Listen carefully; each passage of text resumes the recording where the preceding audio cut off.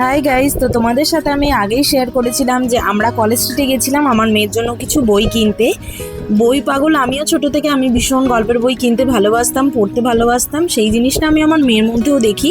তো ও গল্পের বই ভালোবাসে, যদিও এখনও সেইভাবে পড়তে পারে না। তো ও কিছু গল্পের বই কিনেছে, সেইগুলো আজকে তোমাদের সাথে আমি শেয়ার করছি। এটা আছে ঠাকুমা ঝুলি, সঙ্গে আরও অনেক কিছু আমি গল্পের বই কিনেছি, আর সঙ্গে কিছু কালার করতেও ভালোবাসে, তাই কালার বইও।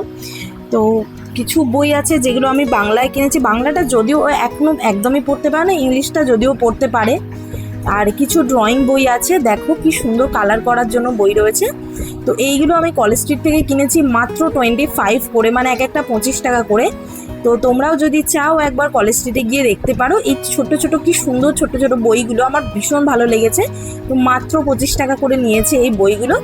তো যারা যারা বই পড়তে খুব ভালোবাসো, বিশেষ করে ছোট বাচ্চাদের বা নিজেদের বাচ্চাকে তোমরা গিফট করতে চাও, তো এই বইগুলো তোমরা গিফট করতে পারো, খুব ভালো লাগে বইগুলো।